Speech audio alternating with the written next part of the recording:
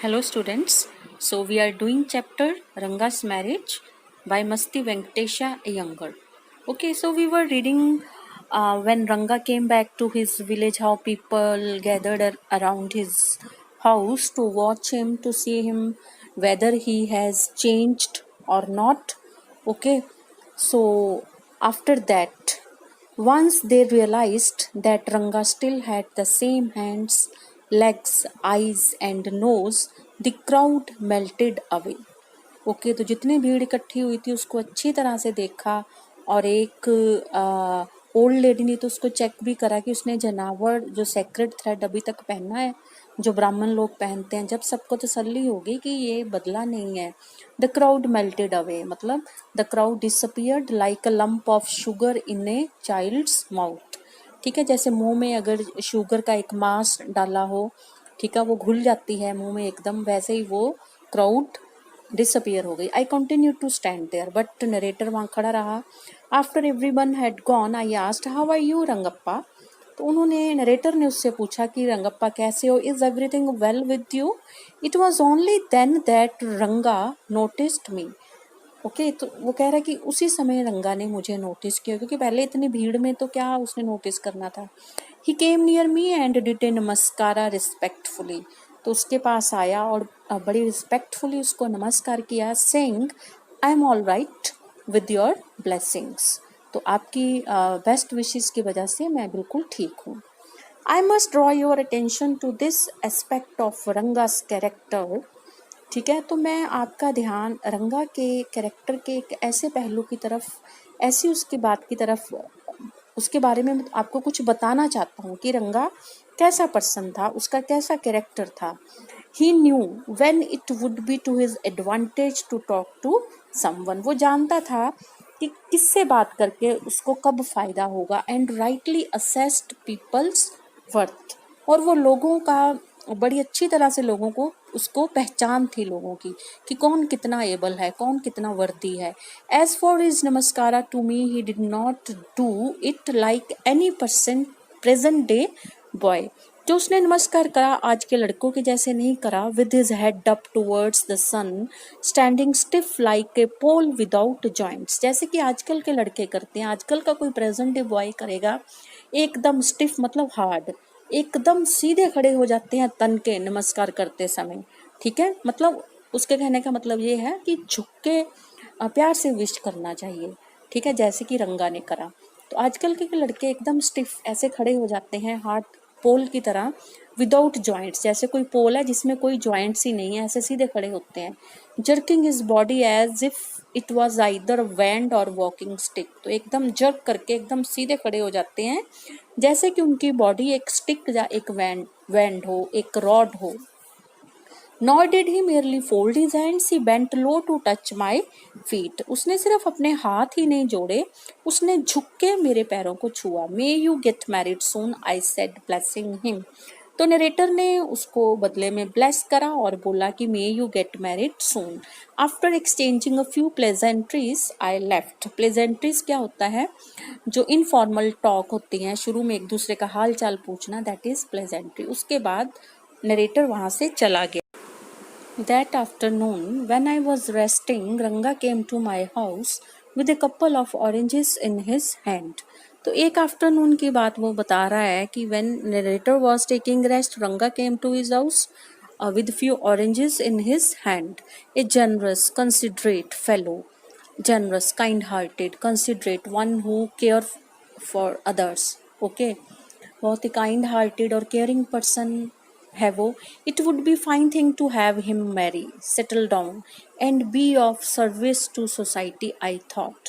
तो नरेटर क्या कहता है कि उसकी शादी करवाना एक बहुत अच्छा काम होगा, सोसाइटी की एक सर्विस होगा, क्योंकि he was a very kind hearted and caring person, such a nice person he was. So it would be a very fine thing to get him married. For a while we talked about this and that, then I came to this point. Rangappa, when do you plan to get married?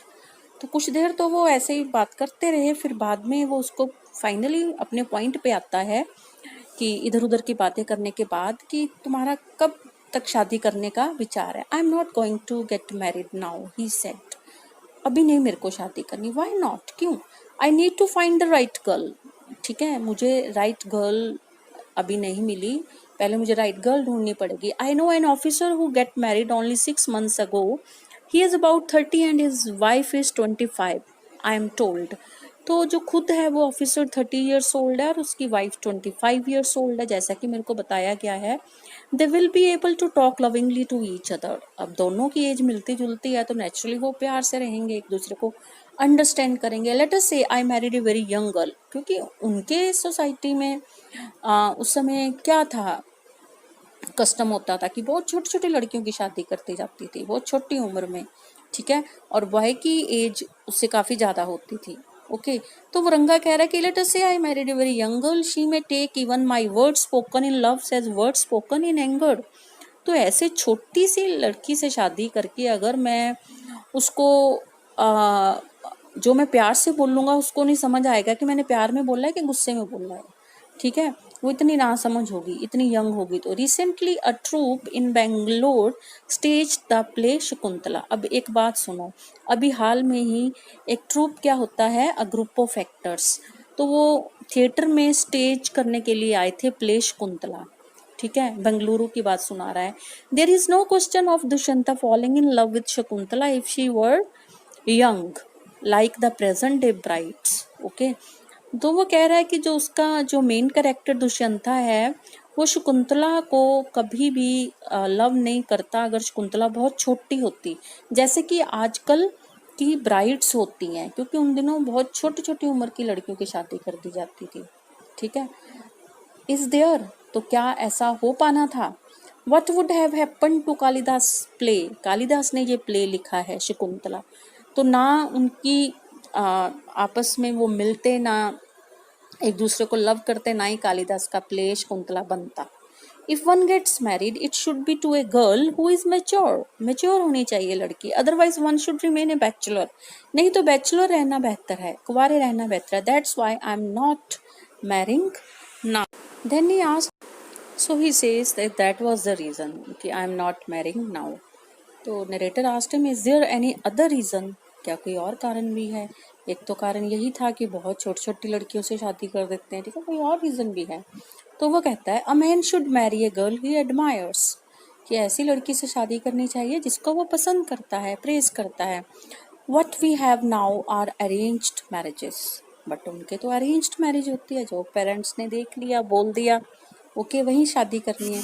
So how can one admire a girl with milk stains on one side of her face and wetness on the other?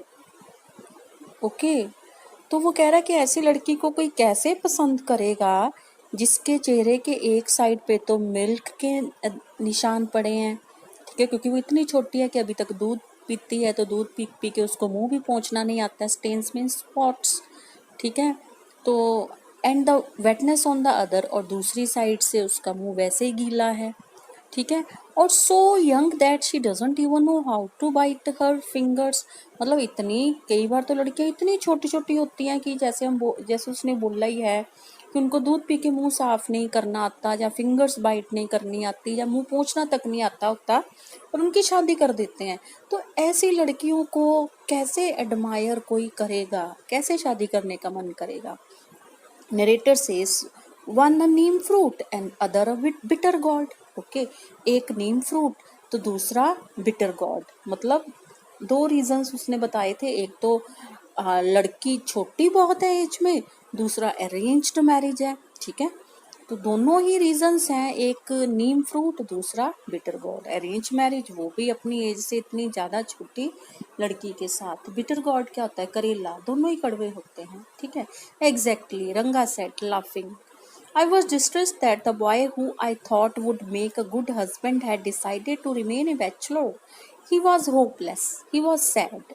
Narrator is saying, I was distressed कि जो लड़का एक अच्छा husband बन सकता है, he had decided to remain a bachelor.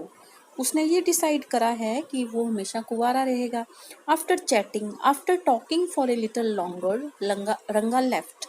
I made up my mind right then that I would get him married. पर मैंने, वो तो बात करके चला गया, ठीक है, बट मैंने ये माइंड मेकअप कर लिया था कि मैं इसकी शादी करवा के रहूँगा. So Rama Rao's niece, a pretty girl of 11, had come to